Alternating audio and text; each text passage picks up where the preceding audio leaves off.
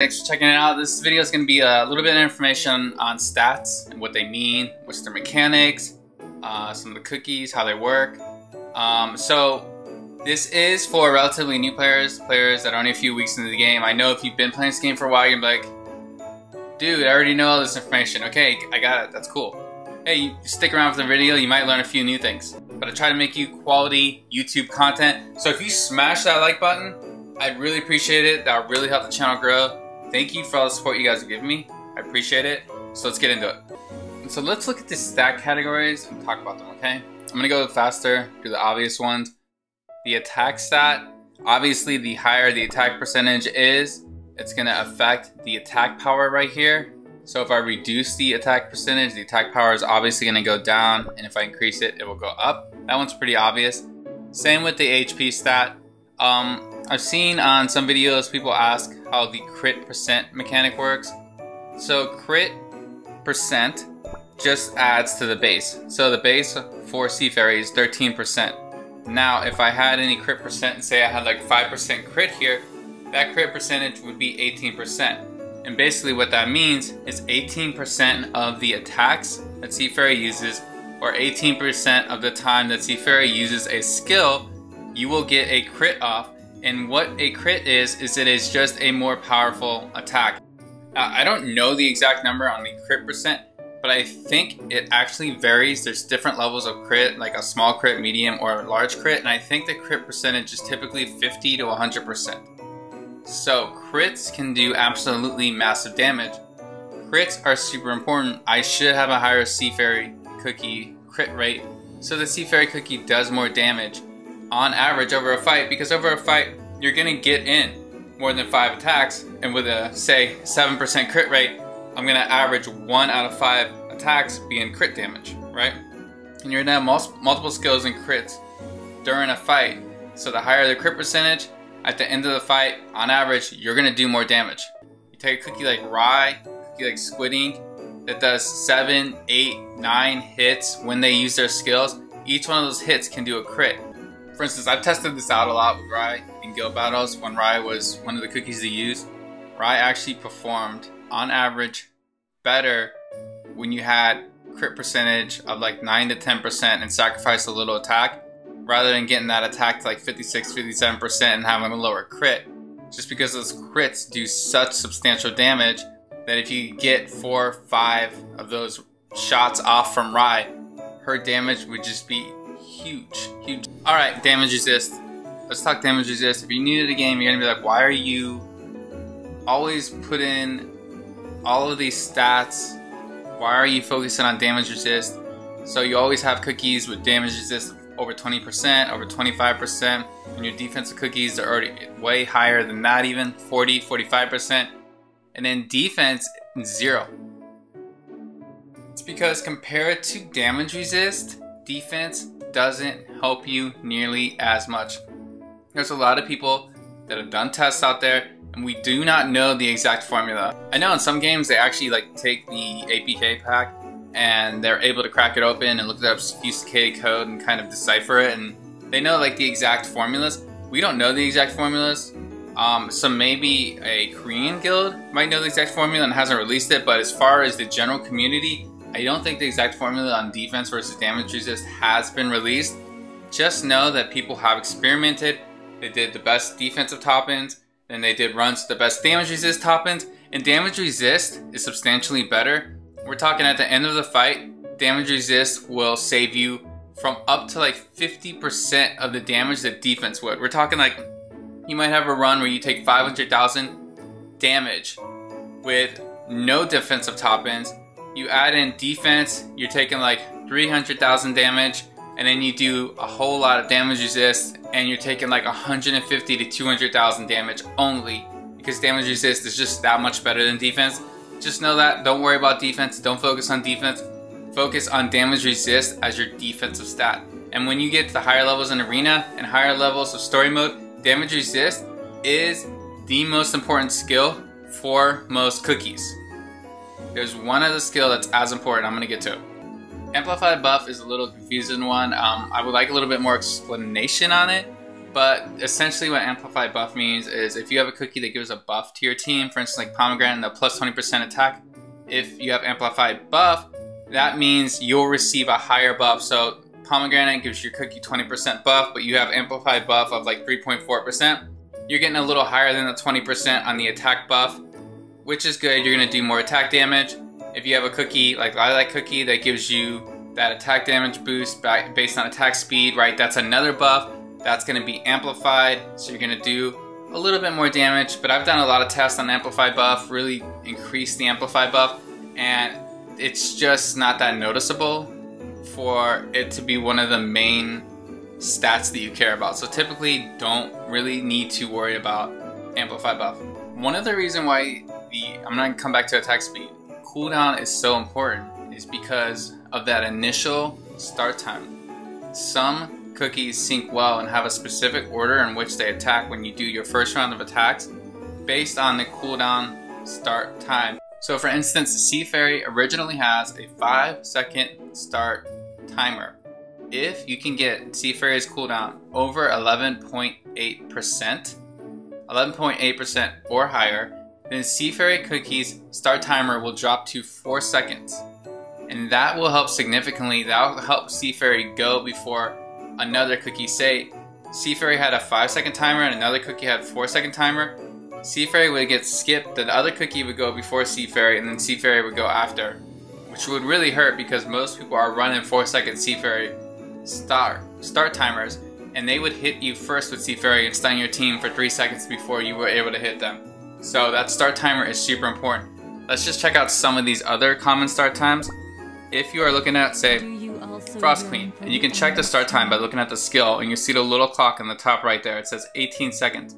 So the start time changes from 5 seconds to 4 seconds at 16.7. So you need a lot more cooldown on Frost Queen than on Sea Fairy, who only needs 11.8. Now if you go to a cookie like Strawberry Crepe, Strawberry Crepe already has a really low start time of, they get that better start time of 3 seconds to get that defensive shield on your 2 cookies really fast. With that 15-second clock here, the cooldown that you were aiming for is 22.3%. Now keep in mind that's after the bonus. So my cooldown is actually 21.1% here, plus 5%, which is 26.1%. Now this isn't my typically good setup with Strawberry Crepe because I have no damage resist. I'm using other cookies, so I kind of took the toppings off Strawberry Crepe. So typically what you want to do is aim for like 17.3% plus the 5% cooldown bonus, which would equal like 22.3% to get that 3-second start timer. So that's why most people run full cooldown on Strawberry Crepe, because you really want that 3-second start. Now cooldown doesn't just affect the start time. Cooldown does actually affect how long it takes until you get your next skill. So the higher cooldown, the more often you're able to use your skill, and the skills are obviously the attacks that do big damage and also have special abilities like Sea Fairy stun for 3 seconds. You got Frost Queen's ability to stun for 2 seconds plus cooldown delay for 2 seconds. Everyone really has kind of special, unique abilities with their cooldown. Cotton has those sheep come out, do damage, 1 second stun, plus Cotton also heals you. If you put Cotton on full cooldown, then you can basically get Cotton on an 8 to 9 second rotation, and Cotton heals for 8 seconds, which means you can pretty much heal non-stop with Cotton outside of getting stunned, which is also really good thing about running full cooldown on Cotton. And that's why cooldown is also one of the 2 most important stats to really worry about. It's cooldown and damage resist. Now some cookies don't need cooldown. You can go really high attack, 5 attack. For instance, I'm running Frost Queen. I'm doing like 5 raspberries right now, getting as much attack damage as possible. But even then, I still want to get that cooldown to like 7 or 8%. Cooldown is something you always want to worry about, always think about. How does this play into attack speed? Well, attack speed is how fast your cookies attack. So what attack speed will enable your cookies to do is to get off more regular attacks. If you have a healing cookie like Pure Vanilla, those regular attacks are actually going to heal your team more faster each time they attack. But the thing that attack speed also does is it slightly increases cooldown. Essentially, the higher your attack speed, the faster you are able to get your next skill off. So if there's a substantial increase in attack speed, your cookies will actually have less time on the cooldown clock, which is surprising because attack speed is not cooldown. But because attack speed affects how cookies attack, how fast, they also affect cooldown. But a really important note here, like a cooldown of 15% is still way faster than just about any attack speed you can get. Attack speed affects cooldown, but it's very, very minor effect. That's why you really want to focus on cooldown and not attack speed as much.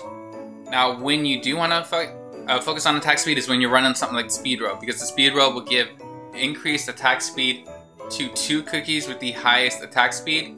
So then you have to really go look at your 5 cookie team and make sure that 2 of your cookies that you want to get that attack speed boost. You know, typically if you're running a like speed comp and you have pastry cookie, you want pastry cookie to get that attack speed boost. So what happens is you got to go there and you got to adjust your toppings and make sure you have good toppings with substats that are attack speed substats that you can increase. Make sure the right cookies get the right speed boost. But there is a noticeable difference when you do have like the speed robe, because the speed robe is such a large attack speed boost. I will not falter! Light protect me! Reaching the culmination! Witness the might of the seas! I will not falter! So as you can see, attack speed if dramatically increased, like a 90% increase that you would get from having, say, the speed robe. You'll actually get to use your skill more often because of the mechanics of attack speed. Now, it's nowhere near as effective as cooldown, but it does make a difference. So you're actually able to use more heals if you have pure vanilla cookie or another healer. You're able to get more attacks off, and you're able to use your skills more often. Not just that, when you use the cooldown robe, on occasion, depending on who gets the actual cooldown, your cookies will actually go in a different rotation that first time. My cookies didn't in this specific comp that I'm running, but sometimes if you say you have like Sea Fairy with the skill, a lot of times your Sea Fairy will get their skill off first before the opposing Sea Fairy. Whereas typically if you don't have the speed robe and both Sea Fairies are attacking and they have similar cooldown, they're both going to use that skill at the same exact time. That's how a lot of matches start. But if you have cooldown on your Sea Fairy, you're actually going to get that 3-second stun off before them in a lot of matches and in a lot of comps. It's pretty weird, it's interesting, but it's a cool dynamic because it shows that that speed robe can really change up the fight by changing that initial skill order, plus giving your cookies the ability to use their skill more often, plus give you additional healing. So attack speed is super important when you use something like a speed robe comp. Now if you're just using a regular attack speed stat without the speed robe, it's not nearly noticeable, right? Like we're talking up to 90% increase in attack speed. If you have like a 5% attack speed increase, you're not going to be able to notice that much of a difference. But there are some scenarios, like when you're running the stun comp, that you want to have higher attack speed on some cookies because it helps them get their skill off a little bit faster, and it helps the synchronization of the timing on your cookie team work out better. So sometimes change that attack speed, it really does matter. Even when I'm using Ryman comp, it matters in the reverse way, because if you have any kind of attack speed on Ryman, for whatever reason, and I don't understand the total mechanics of it, Ryman will dodge the Sea Fairy attack. So Sea Fairy in that Ryman comp that I run with Moon Rabbit Cookie, Sea Fairy, Frost Queen, and then Ryman, the Sea Fairy from the opposing team attacks my team. Everyone gets hit by the Sea Fairy skill, but when my Almond has like a little bit of attack speed, I'm talking even like 1% of attack speed, for whatever reason, completely dodges the stun and throws off my entire timing. So attack speed then has to go down to 0%. So attack speed's important in the timing and the rotation of your team. Sometimes you gotta tweak it, especially if the timing's not working out the way you might see it work out on someone's video. Someone's using a stun comp, right? Certain cookies are going in certain orders. Everything looks like it's working real easy, and for you it's not. Well, it might just because your attack speed is up at 5% and it might need to come down to 2%, right? It's a weird stat, but it's very important. And then cooldown's obviously important. Cooldown obviously manipulates the start time of the skills and can completely determine the order in which your first rotation goes, which then determines the order of the entire match, right? Another note on cooldown is you want to really aim for that 1 minute mark. So it's a little harder now with Frost Queen because Frost Queen has that 2-second delay on that cooldown, which makes it harder to time. But it used to be where people really tried to set the cooldown perfectly so that the skill that you use under the 1 minute mark didn't come at like 55 seconds. The next skill after the minute mark, where the buff comes in and you get that attack damage increase in the arena, came at like 59 seconds, right? Because a lot of times that determined the fight. If you got your cooldown off first under the minute mark, you won the fight because you're doing that double damage, right? So cooldown is super important. Learn cooldown. Make sure it works with your comp. Experiment with it. Make it higher, make it lower. See what gives you a better win rate. It's really something you gotta experiment and play around with. Crit resist is pretty simple. It's the ability to get less crits. So while crit percentage gives them a higher chance of landing a crit on you, crit resist, as I understand it, and tell me if I'm wrong, reduces the chance of them landing a crit on you, and also reduces some of the damage they do when they do land a crit. That's my understanding of crit resist. If you have a different understanding, let me know. I think it is those two mechanics. And then debuff resist. Debuff resist is something that enables you to get out of things like stuns quicker. So you get hit by a Sea Fairy stun and you get that 3-second stun, and you have debuff resist. That, if it's higher, you're gonna get out of that 3-second debuff resist faster. And it's pretty noticeable when you have a cookie like Parfait Cookie that actually has like debuff resist on the whole entire team at a high percentage.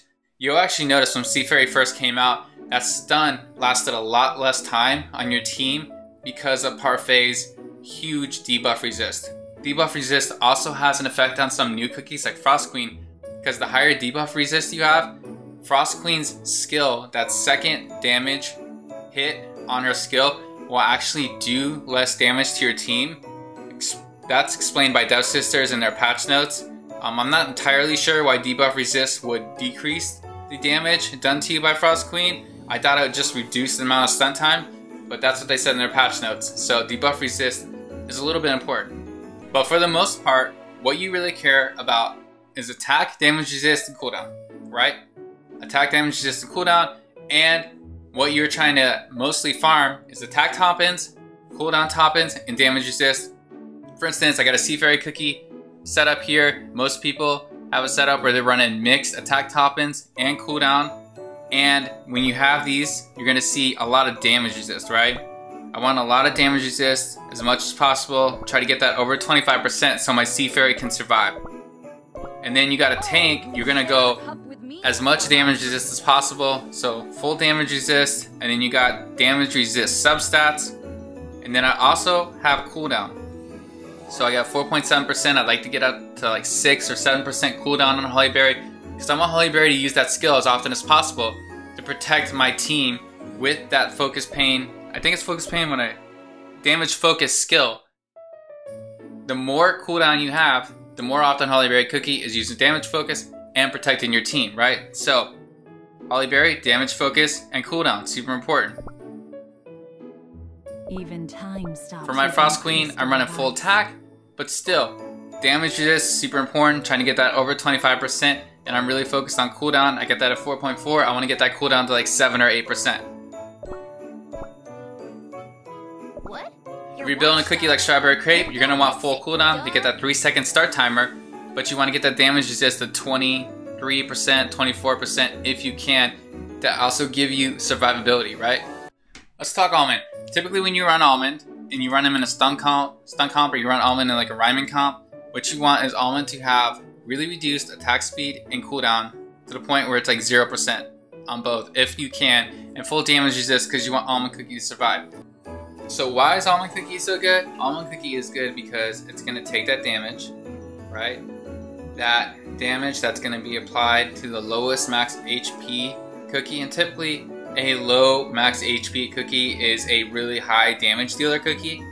So that damage is usually going to be pretty decent. They're not going to be a super tanky unit. And that damage at full skill is 105% will be dispersed to the rest of the cookies. So Almond Cookie is a multiplier allowing you to damage all 5 cookies when you just hit 1. Now the really neat thing about almond cookie is if you have a cookie like rye, right? Rye is going to do massive damage to 1 cookie, and that's going to get magnified to all the rest of the cookies. But also, you're going to kind of have double hit if you use a cookie like Sea Fairy, because Sea Fairy is going to hit all 5 cookies already, but it's going to hit that lowest max HP cookie. So then they're going to get hit by Sea Fairy, and then they're going to get hit by Almond. So you're almost getting double hits from Sea Fairy using almond cookie. That's why almond cookie is so excellent. But almond cookie needs perfect timing. If you don't have perfect timing with almond and you miss that 3-second window, then almond's kind of useless, right? Then almond just puts that link out, nothing happens, you're not doing any damage, and almond's just sitting there not helping your team out, right? So the timing is super important when you use almond. Let's use almond in this fight. You're gonna see rye go right before almond. And because of that, almond will apply the link right after rye goes. And this is going to get multiplied on all the cookies. You can see a large portion of cookies got wiped out or took severe amounts of damage because of that link. Here it goes again. You get a second wave of that damage hitting multiple cookies. So almond is super good. Am I going to lose here? Is that Pom Pom just going to take us out? No, we got this, right? Come on, Ollie. Okay. Woo! That was a close one. But as you can see, rhyming comps are here to stay. Stun comps are here to stay. And stun comps are basically Gingerbrave, Tiger Lily, Almond, and then 2 damage dealers. And you can use a wide variety of damage dealers. Typically, you can use Sea Fairy, you can use Black Raisin, and they'll all do massive amounts of damage. Especially at the lower level, stun comps are still super viable. If you're not using cooldown treasure, you'll notice that your rye does not get off the skill in the correct order. Let me just go to like the feather. Witness the might of the seas! Out of my way! Take that, you salty! You have the right to remain silent! Did you see that? Rye and Almond didn't get their attacks out before being frozen. That hurts. You have the right to remain silent! Man, I thought I was gonna win. So as you can see in that fight, because I didn't have attack speed increase on Rye was not able to get that skill off fast enough, and then allow an Almond who has to follow behind Rye to get that skill off fast enough. Because of that, Rye and Almond didn't get the skill off, they got frozen, and it didn't work. So you need that attack speed increase with the cooldown to allow Rye to get that skill off first, right? And like I said, attack speed increases the time in on when you use that skill. But if you have super high cooldown on Rye, if you can get Rye to like an 8% cooldown, just on Rye stats, if you go in here and my cooldown's like 1.2%, if I got that to 8%, I wouldn't even need to use the speed rope because the cooldown would be fast enough that it would still work. And then I could actually equip the scythe and I would do more damage because then I would have crit damage as well. So you can see the speed roam is kind of compensating for my lower cooldown, and you can manipulate the cooldown, get it to 8 or 9% on Rye, and then add that scythe, do incredible amounts of damage. So you can see how attack speed and cooldown are kind of related, not totally, but where a higher cooldown will compensate in stun comps or speed comps where you don't even need to use the speed rope. But if your cooldown's not high enough, you need to use the speed rope because you need to make sure that Rye and Almond get their skill off fast enough. Like important notes there when you're using Almond and Rye. Or Almond and a stun comp. Same thing with Tiger Lily. Cooldown is super important with Tiger Lily. It allows Tiger Lily to get her skill off. Attack speed, also super important. Allows Tiger Lily to get her skill off more often, right? Attack speed and cooldown is something you're going to want to mess around with if you're running the speed comp. Or if you're running the stun comp, I should say, and the stun comp has, you know, Tiger Lily, Gingerbrave, Almond, and then 2 DPS dealers, you might have to mess around with attack speed and cooldown to get the right timing, right? These are 2 important stats that you need to change and manipulate until you can get that perfect order. If you're running something like Pastry Cookie and a speed comp, also super important to mess around with attack speed and cooldown. You're also going to have to worry about speed boost because if you're using the speed comp, then you're going to get a speed boost from the speed robe, and you got to make sure the 2 cookies that you want to get that speed boost get it. Typically it'd be like Lilac Cookie and Pastry or Pastry Cookie and Madeline. But again, that would be the 2 cookies with the attack speed highest that would get that. Also, you're gonna want to worry about the cooldown because you want cooldown to be high enough to go in the right order. For instance, if you're running Sparkling in a speed comp, that cooldown on Sparkling, you typically want it to be a little bit higher so Sparkling can apply that crit increase to the entire team before they get their attacks off, right? So there's a lot to think about when running these comps, but just again, I'm going to reiterate, cooldown, damage resist, and attack are the 3 most important, and attack speed is important in some comps, right? And then crit percent is important on certain cookies like Rye and like Squid Ink, Black Raisin. I mean, if you can get high crit, and even someone like Seafair, it really helps because over the course of the fight, it's going to increase your damage, like I said. But those are the main stats that you want to worry about. Those are some of the mechanics you want to think about. Like I said, Speed Robe, even in normal comps, allows you to get some of your skills off typically. Like when I was running just a Snow Sugar comp and I used it with the Speed Robe, right, I was able to get some of my skills off faster than the opposing team, and it allowed me to get a head start on the amount of damage I was doing and the amount of healing I was doing. So, just things to consider. I hope this video helped you out. There's a lot I went over. I know there's a lot of information as opposed to like fun, cool videos. I know these typically don't get a lot of views, but I still just wanted to put it out there because I like to help the community. I like to help new players out. So thanks for checking out this video. Please don't forget to like and subscribe.